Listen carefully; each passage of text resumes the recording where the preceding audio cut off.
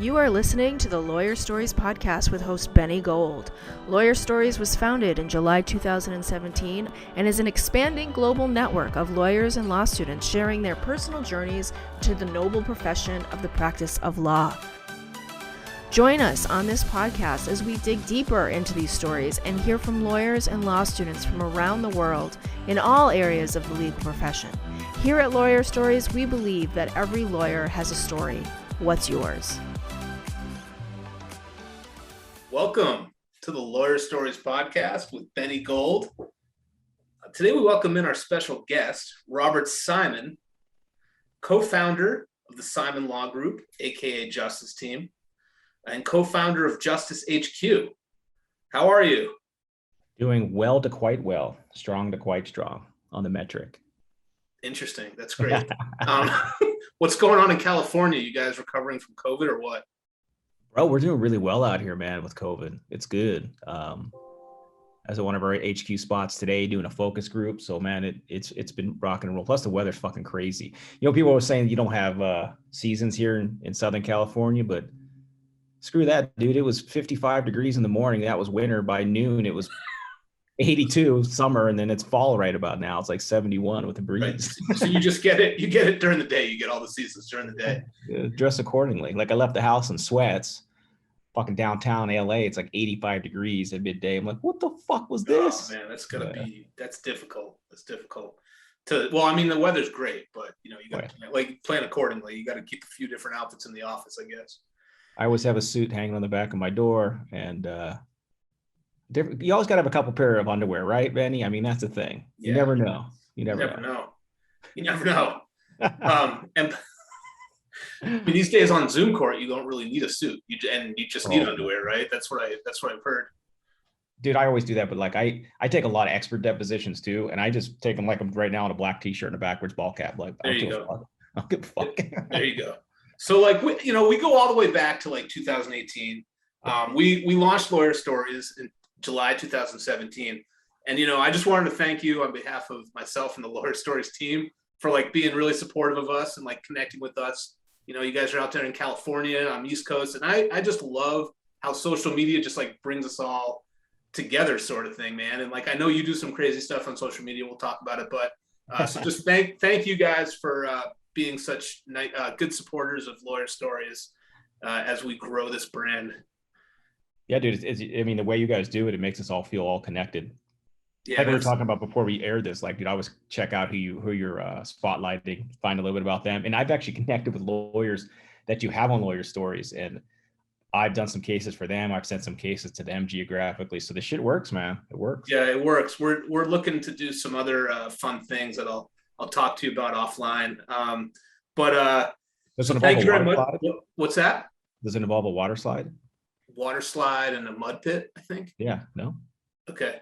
So, yeah. I'm interested. I'm in. You're in. All right. So tell us about growing up in Pittsburgh. Like you're the oldest of five. Well, with your twin. Yeah.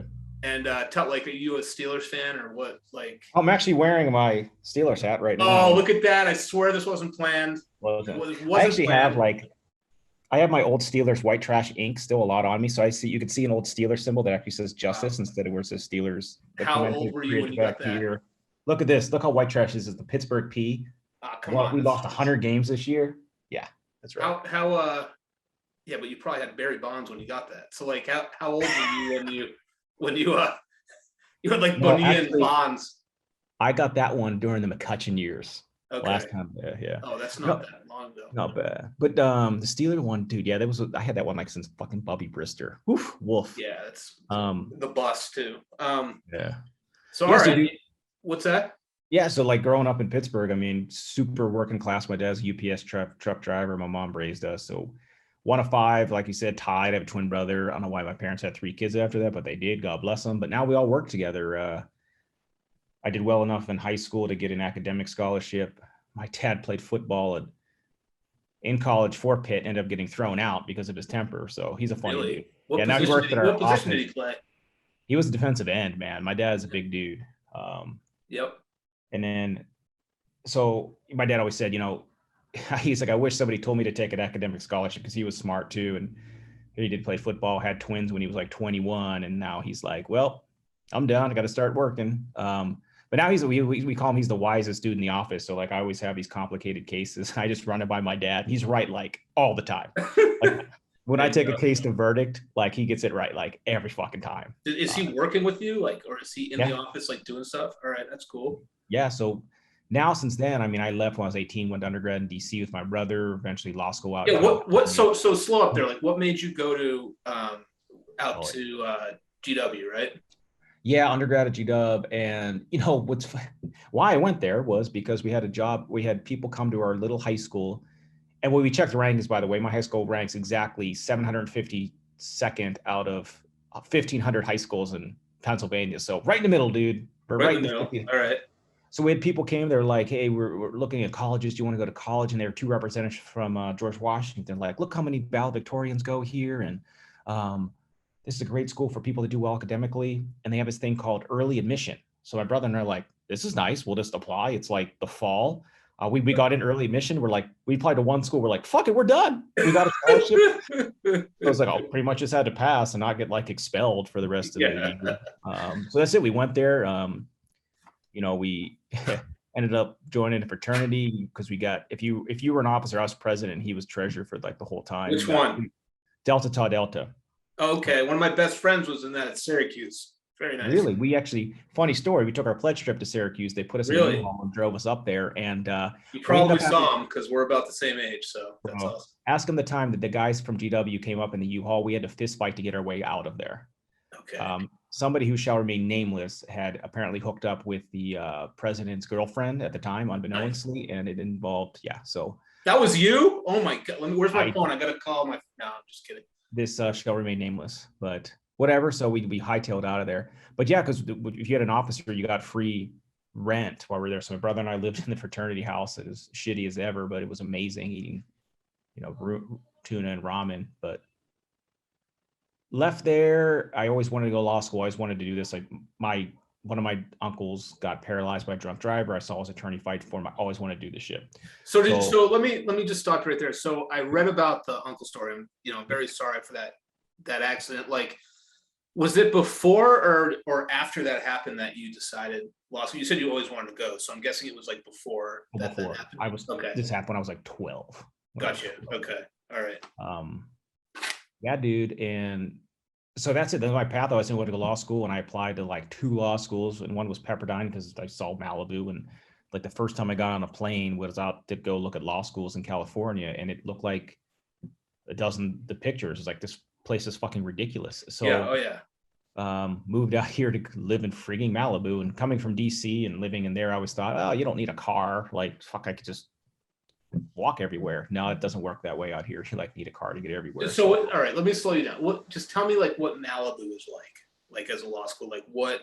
Okay. Like tell me your experience in Pepperdine, right? Yeah. So like, I don't know why I should have applied somewhere like that too, man. We could have been classmates actually, which would have been cool. But you 05 guy? Graduate law school? 06 actually. Insane. Yeah, I graduated 05. But yeah, so Malibu, I mean, it's as picturesque and as beautiful as you could ever imagine. What people don't realize about Malibu, it's super spread out. So there's like fucking nothing to do. And there's like 3 or 4 bars. So if you have to go somewhere, you have to go to like Hollywood or somewhere else to go downtown or to go out. But this is the first time in my life. I gotta say, like, it's just funny, man, because like that's how I would think it's like law school, right? Like you're done with undergrad, you're in law school, like, all right, it's not like where's the library? Like we focus on like there's 4 bars in the town, like this sucks, like. And like that's kind of the way. Like I literally got an apartment my second year that I could walk to the bars to. Like I didn't care about anything else. Like that was it. So when I went to law school, I was one of the only kids. There was like 3 of us that didn't have a laptop. I was one of those dudes that wrote everything down. Yeah. I'm the dude that sat in the back, wore cut off t-shirts, wanted to go to the gym and stuff like that. But it was the first time I ever had where I was not working 2 or 3 jobs and going to school. College, doing that, had to pay my own way. You have to sign this agreement where you don't work your first year, whatever. Right. But it was like so easy for me. It's like, fuck, I have the most time in the world. I can study. I can do all this stuff. I have your first year too. Like, were you just reading through the reading assignments? dude, it was like, yeah, this is the easiest shit I've ever encountered. So Really? I had actually amjured, like got the highest grade in a couple of classes, and it's shocked because it's anonymous, but they find it afterwards, and it shocked a couple of the teachers. Wait, that guy back there, they always thought we were looking at porn on my buddy's computer or something, right? Yeah, paying bills, looking at porn, same thing. Exactly, that's it. Actually, I could afford a computer by my third year because I was working full time when I was in law school. I bought a laptop, and I really was playing online poker for some classes in the back, making money while I was in school. So. Yeah, I'm glad they don't have like I wasn't really into like fantasy DFS, like daily fantasy sports. It'd be a nightmare. I mean, I already have enough distractions. If I had the distractions I have today, forget it. But I won my fantasy baseball league. I just wanted to let you know that. So fantastic. All right. So there you go. There you go. Very good. Yeah, so dude, went to Pepperdine, and then I got a job at a small boutique firm that does personal injury. They used to want to do trial work, and I got hired there. Started right after my last final first year, and was working there like full time as a law clerk and going to school my last 2 years. Graduated. Small firm or like bigger firm? Small firm, dude. They had like 3 lawyers there when I started. Okay. I was a law clerk. I was probably their 4th or 5th lawyer there. I pushed them because I wanted to try a case in the courtroom, and they were like, "Here, go try this dog shit case in Compton." I literally tried a dog bite in Compton. It was the first case I ever tried. Wow. Okay. Like a year out. Got a big verdict. I got like $250K, and these guys were high-fiving like, "We thought you were going to lose that case." And I actually, around the same time, I sued Tom Girardi, which is a whole different animal. Okay. And I had to take him in a binding arbitration. I get a first-year lawyer, and just a whole funny story. But I whooped his ass, and people started realizing like shit, you have a knack for like, you know, talking to people, and I study my ass off. Look, people think you walk in there and wing it. That ain't fucking true, dude. Like, I do my homework. What do you study the most? Like go ahead. Like, tell us what you studied the most with the trial or your. When I walk into trial, I know I've read every single deposition. I've read every single medical record. I have hired private investigators against the defense experts. I've pulled up every piece of dirt I could possibly find, and I walk in there, and it's like a fucking orchestra. It's like a symphony, and I'm the orchestrator, right? Okay. I know I can predict how the day's going to go. I love that. Yeah, dude. And I teach that now. Most of what I do now, I still try a lot of cases, but more importantly, I teach other people to try cases like I do, to be over prepared and have the system. And it's working. Like, it started with just me, and I hired my little brother on when he went to GW in 2009 to start my firm. Now I have 23 lawyers that work for us in-house. That's amazing. Yeah, 40 some staff, a bunch of offices. And we're all virtual right now, by the way, which is crazy to think, but yeah. You're all virtual. So like, tell me, like, we talked a little bit about your law school experience, and you breezed through it there at Pepperdine. Like, do you have advice for people in law school? Like, what would your advice be? Okay. So I actually do a lot of talks, they asked me to come and speak to the students and give them the real. And I tell it straight up, don't do law review. It's dumb. Teachers get mad when I say they're professors, but look, what skill are you learning to do research for somebody you want to go? I feel like that's a Gary Vee response. Do you know Gary Vee? Like, you know what's funny is I just listened to his story for the first time on how I built this. And I've listened to a lot of that with Guy Raz, but people always tell me all the time, like, you remind me of Gary Vee. I said, who the fuck is this person? I listened to it. I was like, okay, yeah, I can actually see this. Well, that quote, like, don't get on law review. That's like a Gary Vee. It seemed like if he was a lawyer, which he's not, that's something he would say maybe. But I listen to him and like occasionally like listen to his podcast. Well, I got to start listening because I liked all the stuff that he was saying was resonating just on his career and how he built it from. Right. He's into like this NFT stuff now, which is a little like, I'm not really there yet. But I actually have a wild NFT.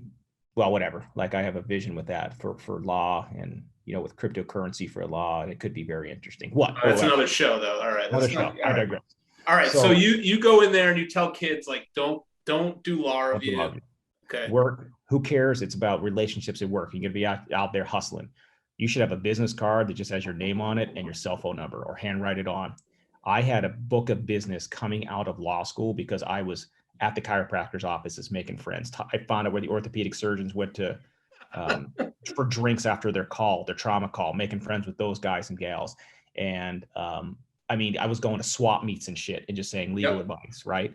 So I was hustling then and then working. So people were like, well, how do I get a job? What do I do? It's like, dude, I was in this, like, you think my firm wasn't going to fucking hire me when I'm bringing in business off Jump Street? Like, that's how you make yourself invaluable. Go work for a firm. And I tell people right now, I had to go like research to see who was hiring. Right now, you could just go on fucking Instagram, right? Oh, You it's can crazy. go, it's so easy. LinkedIn, you could hit up people on a DM and tell them Yo, about when this. we were in law school, like I don't know if this was the same for you, but like at least your first semester, did you have to go to the stacks to do like Yes, your first writing? And then like the second semester, like, okay, you could use Westlaw now, right?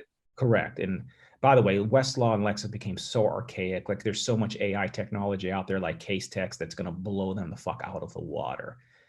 AI can predict what motion you need, how to write it, start to write it for you.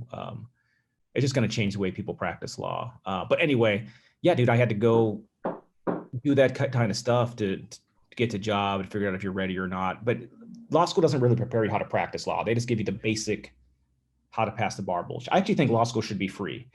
I think that you should have the ability to go online. People like me would volunteer a time. A lot of people, professors, we do nothing other than show you how to pass the bar.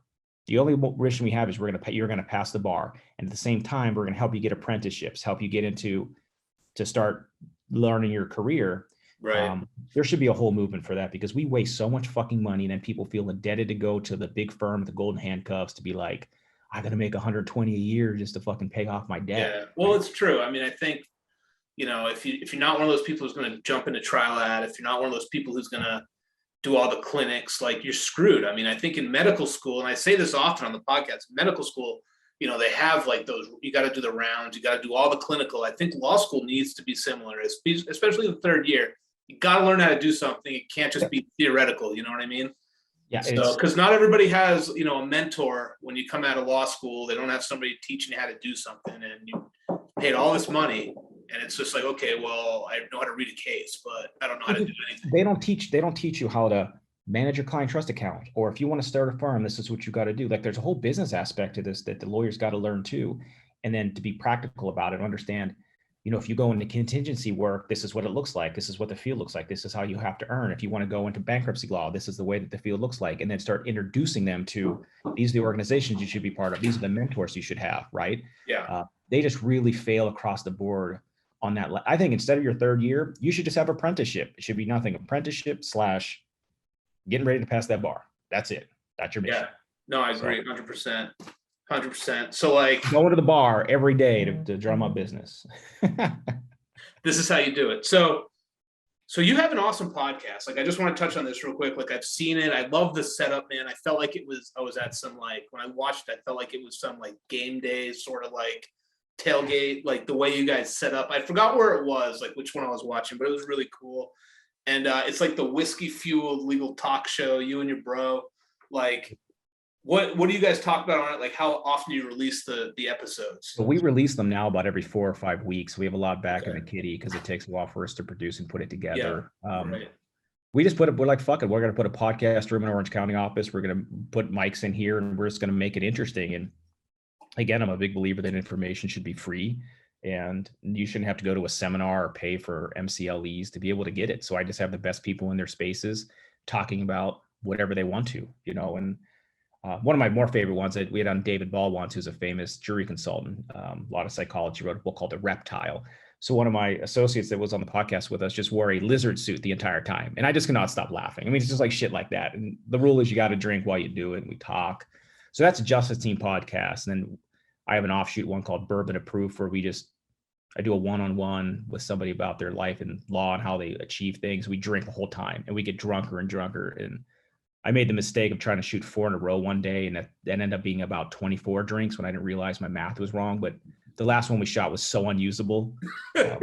My production team is really pissed, but whatever, dude. I'm sure they could find something out of it, right?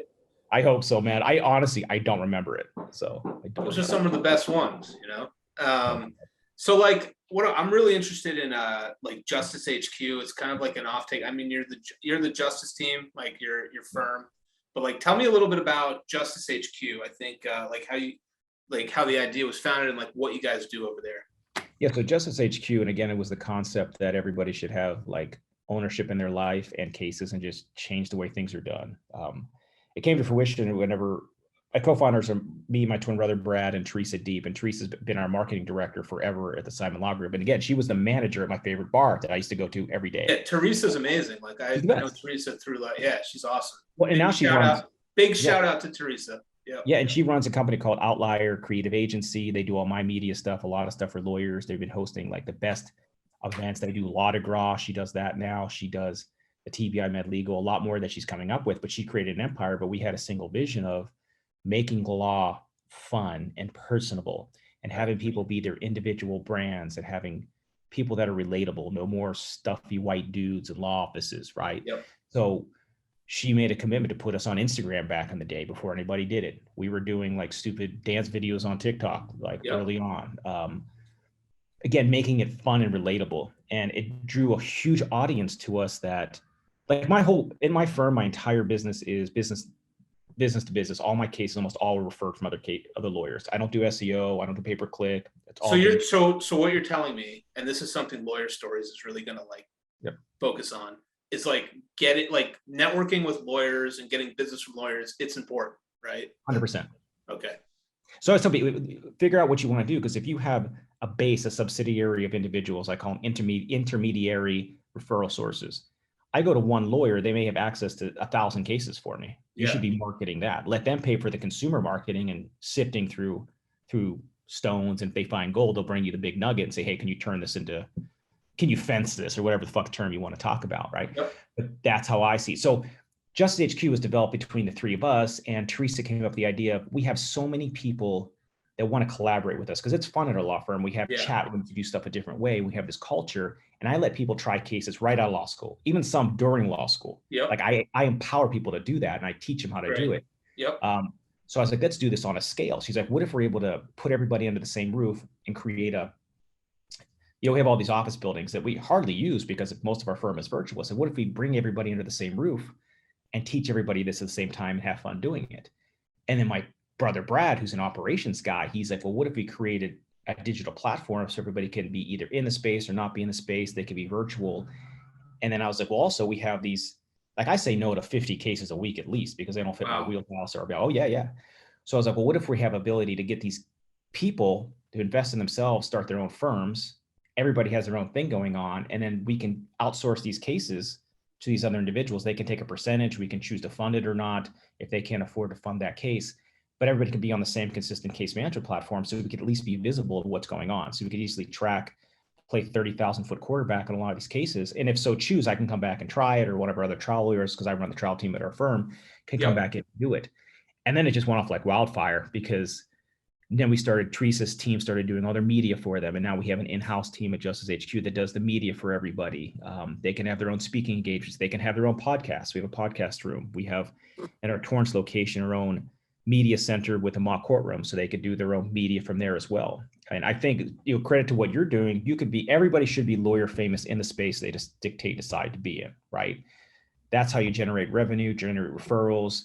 And then you have a revenue stream of outsourcing shit, because you can fee share in most jurisdictions, especially California. So if I get a case in about employment, which I don't do, I'll bring in an employment lawyer, Justice HQ, contract out to them. We split the fee. I can then track what's going on, give my advice in the think tank. So now we started with hand selecting 50 people at Justice HQ. Now we're at like 200 people. We opened March of 2020 with a shared co-working space, what people thought. So you handpicked, like told people, hey, this is what we're doing. We're going to start with 50 founders, that sort of thing. Yep. And that was before we had the digital platform, before we even had any of the office spaces, right? Yep. And people had committed to paying $1,500 a month on this concept, right? Wow. Yeah, I know. So we've now tiered it recently where the base membership could be as low as $700 a month. But I think the biggest quality control thing is every member has to be approved 100% to come in. So there's no crooks, there's no creeps. Everybody's a good lawyer. Everybody gets along. Culture is very important to us. And the membership decides, like, it's not me as the owner of the company or chairman of the board. It goes up to the membership committee. They do interviews. Wow. They have to get approved in. Yeah. And now we have a case exchange where people outside the organization could funnel in cases if they chose. So if a billboard lawyer, they end up giving me a lot of their cases anyway, but say billboard lawyer A wants to find a specialist, they can send it to our exchange, share documents, work out the best fee split. Consumer wins because they get access to the best lawyer. That's how I think we're going to. So what is the biggest, and you probably just told me, but I want to kind of like narrow it down. Like, what's the biggest value that it brings? Yeah. So look, I tried to solve all the problems of somebody that it depends. For a solo practitioner, here's the value. For $700+ a month, you have your office-based solution solved, your Yeah, collaboration, that's amazing. Yeah. your case acquisition, your media, and your network all Do you have solved. people who go there like every day to work, like for Yes. 700? Wow. Okay. So that's the thing. That's why it works, because not everybody goes in there every day. Some people never go in. Some people just use it. We have people out of state that use it for their footprint to be there, and then to have to outsource the work. They'll source cases, they'll send it in. So some people just do pre-litigation work. They're there to boost the value. Like we have on our chat rooms, is the policy open or not? We have a specialist, a bad faith specialist, that answers those questions, right? They use it that way. Firms like mine, we pay $20,000 a month to be a membership. In exchange for that, we get 10 memberships plus all these other things. For me, the value is I get a percentage on all those outsourcing cases with at least a little bit of control at the macro level, right? Yep. By outsourcing from my firm. And then I usually get brought in on the bigger cases that involve spine injuries, because that's my wheelhouse. Right. So at my firm, and we have about 4 or 5 other premier members that do different type of specialty things. Like there's one guy in San Diego, their firm does all mass torts. Look, it's worth it for him, because what he does is he then advertises, gets all the cases. He then brings in all of the Justice HQ members that want to do contract work in for a percentage of the cases. They work up all the cases for him. And then it's seasonal. So if there's a California wildfire, he moves on to this. If there's a oil spill, he moves on to this. And everybody's under the same roof, on the same platform, Right. chat room. So even if they're not part of that cases, people help each other. Wow. So look, man, my goal is to put this in every single major metropolitan area across the nation and have it look like the biggest law firm, with it being a la carte. Everybody has their own thing going on, their own professional corporation or law firm. And it looks like the real demographic. Like most of our members, we have almost 50-50 women. We have a lot of minorities that are members. Right. And it's giving people the opportunity to jumpstart their career and hit it and go. And for guys my status, look, I'm only 41, but I'm saying guys my level, right? It allows me to just source a shit ton of cases, which I do naturally, and then I can outsource them, but still be somewhat involved. Right. Come back and try if I want to. So are you more involved with that now than your firm? Dude, it's so crazy. My day to day, people ask me that question all the time. I'm almost 100% at my firm, 100% at Justice HQ, and 100% at my other companies that I own. So other companies. All right. Bro, I could talk for days about that, but I try to dedicate every Wednesday to my entrepreneur day, where I help my wife has a skincare and supplement line. Like I'm sitting here in her office. So these are her like powdered greens and shit. Yeah. I went to, actually, let's give a shout out to like the YouTube page. Amazing. I'd love to get some tips from your wife on how she did so well on YouTube. She's got tons of views. She's crazy. My wife and daughters. I married up big time. So she's terrific. I watched a couple of videos. You guys are an amazing couple. So that's awesome, man. So you do that. You have like this. She has a skincare line, and yeah, dude. And her stuff is exploding. And we have the Justice HQ stuff, which I'm a lot more involved with that. But look, I'm never not working, even though that's a stupid moniker, because it's more like being on call all the time.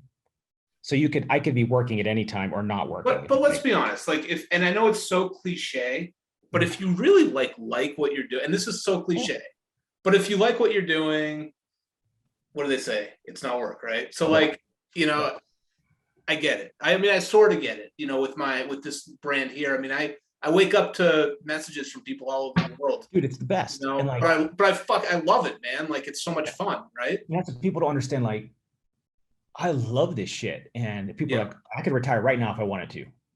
Ride off in the sunset, right? But why would I? This shit is fun, it's exciting. My whole family works. My dad, my mom, they're not even together anymore. They work for us. My dad's new wife works with us, her daughter. And like you come from a family of like great work ethic, right? Because like your dad, your mom, they both work. You have great work ethic, so you're still going at it. And also you're a mentor. And I know you sort of answered some of that before, but like, tell us about like, you still want to mentor people. You still want to put yourself out there and help people come along in what they're doing. I do this at least a few times a week, where people just DM me and say, hey, could you give me career advice? It could be anywhere. And I'll get on a Zoom with them and I'll just talk it through and figure out their best path. And we have a mentor power hour we do at Justice HQ, where not only I am doing it, but now others are doing it too, especially a lot of the women, empowering women to start their own companies and own their own law firms. But I'm a big believer in the trial lawyer space, that everybody can do it. The last case I tried a few weeks ago, I had 2 first-year lawyers try the case with me. I allowed one to open and one to close, which is unheard of. Even the judge was like, credit to you, Mr. Simon, for doing this. Like, I've heard you do these things. I'm just in awe watching this. And then we crushed it. And it's proof of concept. Like, I work with them, I teach them how to do it. And now they see it once. And that's how I'm able to scale my time, Benny, because right. You gotta delegate, right? Like you gotta, correct. Yeah. There's such an egotistical thing with the trial lawyers. They think that I have to be that person. All the cases have to be tried by me. I have to do it all. Dude, if you do that, you're the only product that exists at your firm. You get in trouble because you can't scale. You're always going to be up trying cases. With me, I get to pick and choose which ones I want. And people know that a product of the system, that I have a BOTA level lawyers at our firm. We crush verdicts all the time across the board. So, I mean, that's kind of the mentorship aspect of it. And I really, look, I pissed a lot of people off with the Justice HQ project. And it's the old guard, man. And they're pissed. The people that weren't invited in are pissed. Okay. Because they know we're eating up some of the market share because people are trusting our members with the work. And a lot of people's associates, their rock star associates or their junior partners, left their firms to start their own and join Justice HQ and are thriving. And they're pissed. How much does it start to like, because I've thought about it a couple of times, but I don't know. It never really happened for me yet. But like, how much would you say it costs to like start your own firm? $30,000 for the 30 grand. What does that go to? So yeah, I mean, it's actually probably less. When I started, it was about 150 to save up, but you have to have a web-based phone. You have to have a virtual office. Nobody gives a shit where your office is. Trust me, clients don't give a crap. You have to have malpractice insurance. You have to have a network. This is why I try to solve with Justice HQ, because if you say you're paying $800 a month, say you have one add-on, right? $800 a month times 12. I'm horrible at math. I could do 40% of everything with a contingency fee, but that's about what? 10 grand a year. Yeah. I mean, 800 a month, 10 grand a year. That solves your office space. We do a mail scan and sort. Your mail gets scanned, sorted, sent to you. Takes care of your media, your case acquisition. Now you have malpractice insurance. Call that $3,000 a year going out on your own. It's not that much per year. Web-based phone, you're paying $200 a month. The rest of the stuff you can be writing off as you go. You got to invest in like a copier scanner, which again, if you have a membership here, we solve that for you. But then a lot of your spend, maybe you set aside $10,000 for marketing, right? By marketing, I mean doing smart, not doing like the fucking yellow pages or SEO out there. Yeah.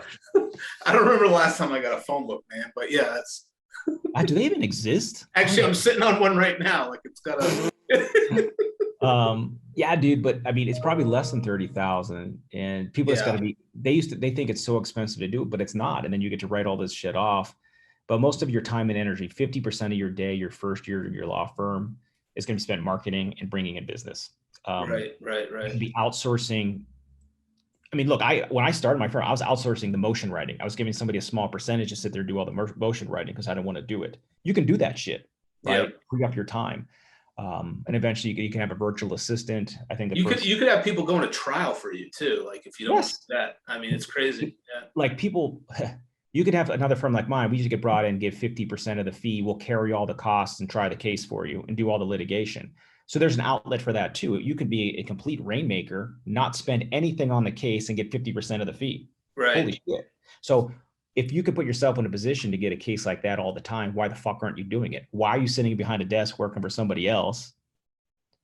Right. So $30,000, that's my answer. It's probably less though. Okay. All right. Let me ask you a question.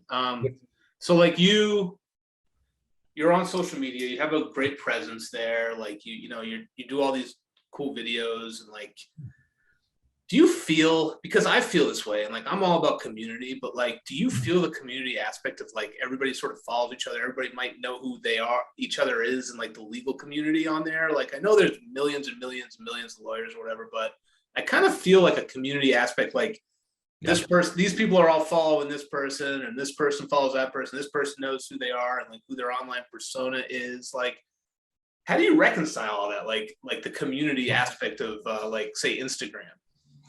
I think it has a huge community aspect to it. And if 3 or 4 years ago, it wasn't like it is now. And I think the great pause, as I call it, the pandemic, allowed people to be on a little bit more and see what other people are doing and allowed people to realize what's important to them and invest. The great pause. Can I just stop you there? The great pause. Yeah. I love that.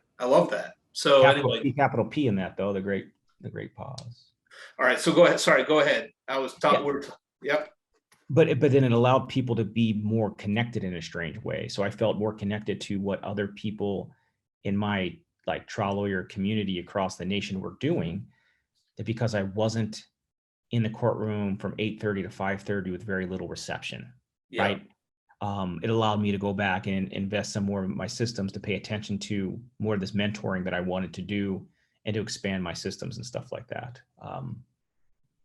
I think it's huge, man. And I've developed relationships just through social media, and some people I've never met. I mean, fuck, we've never met until at least virtually right now, but we've talked a whole bunch, but I feel like I know you 100%. No, totally. I mean, it's crazy. I mean, I had my first networking event in Miami.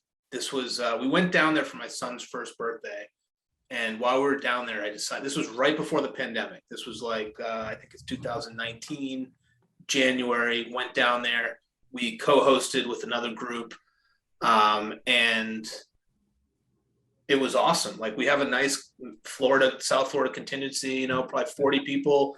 We all got together. We told our stories. Like, they asked me a few questions. I stood up there, like, answered them. I had a special drink at the bar.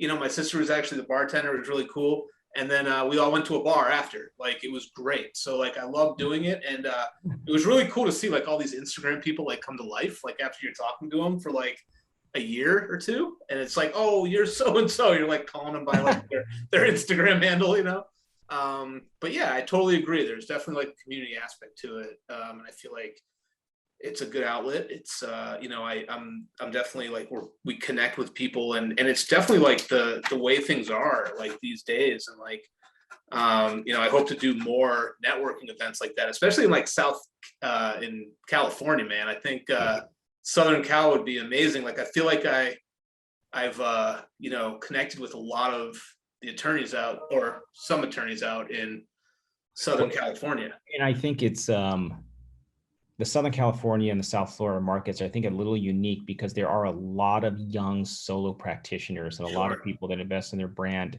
and a lot of people that fee split differently. Like, I've been in different states and venues where we do trials, and it's just a little bit different. So there's a little that old school, like, you got to work at a firm for 7 years. You can't do this branch off thing, which, trends start there and they move out. So I think it'll change nationally with that mindset. But it's definitely, dude, I see it too. Like, I can do the demographics that most of the followership that I have with my stuff are California and South Florida and Florida. Yeah, that's interesting. So like, where do you envision like the future of the practice of law? I think it's going to be a lot of solos and small firms, a lot of people working virtually, a lot of people investing in their systems. Everybody should have like a chief operations officer is going to be running their firms for them while they're able to do whatever space they want to. We're going to have tech involved in some form or fashion with law firms. You got to get used to AI, how that's going to change your practice and make things more efficient for you. And I really, truly believe, my dream's always been to, live in Spain for 3 or 4 months a year. Wow. And still practice without missing a beat. Taking extended vacations like that. Look, the only things I need to do right now in person are try cases.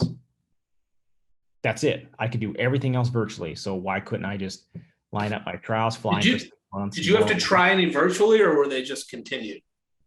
No, all of my ones were, the way they were set up. I tried to do ones virtually, but the defense bar wouldn't stick to it, and it's kind of fucked up. But I was all for it. But I tried 3 cases in 2021 with a mask on so far. Okay. All's been good. All's been good. Juries are pissed off, man. It's good for us fighting for the man. So tell me, like, what would you say is like the toughest thing about being an entrepreneur? The toughest thing is you're always a little bit uncomfortable. But I think that's what drives you for success. Like, I don't wake up one day as like, I don't feel like fucking doing anything today. I'm just not wired that way.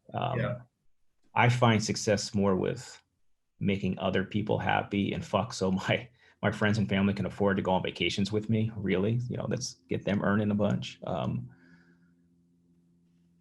But I think the hardest thing is just knowing you're always going to be a little bit uncomfortable and not being able to predict where things are going to be in 12 or 18 months. You always got to just take that little bit of a gamble. Especially us, we work on a contingency fee. So I get 30 to 40% of something down the line, or perhaps not. Right.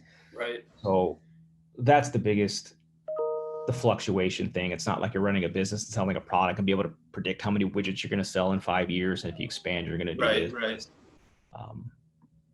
But it's exciting, dude. I mean, I run several other companies and it's fucking fun. It's a lot of fun. Yeah, no, for sure. You got that spirit. So yeah. So like, who's your inspiration? Oh God. I don't know. I mean, my wife is probably my biggest inspiration. I know that's fucking cheesy, but no, she hustles her ass off. And people looking at her, I mean, she's drop dead gorgeous. She's a fitness model. She's, has her own workout DVDs, a skincare line. And people think that, if you're that gorgeous, you're not wired a certain way. But she's a hustler. She's an entrepreneur. She grew up in Pittsburgh too, with the same type of mentality. And, every day spent for her figuring out how to make things more valuable or to pivot here and do this. And, a lot of times we're sitting in bed, checking our cell phones, talking about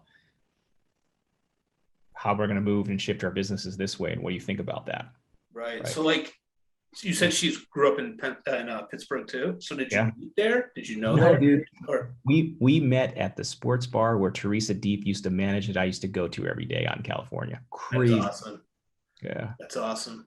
Yeah. So blessed, man. Look, man, she was way out of my league, but I didn't fucking care. I went up and talked to her. So it's all about that attitude, right? That's right, bro. That's right. So what did we leave out tonight? Anything that you want to, any advice to anything you want to say to the Lawyer Stories community? Any advice? The advice is get out, just put yourself out there and just do it. What's the worst thing could happen if you start your own business and you fail? Who gives a fuck? You can go find a job as a lawyer tomorrow. Like there's dozens of people hiring. I can rattle off the top of my head. So I know it's that old Nike slogan, just do it. Just fucking do it. Who cares? Just do it. You will have a better quality of life, in my opinion, working for yourself. So that's awesome. That's it, mate.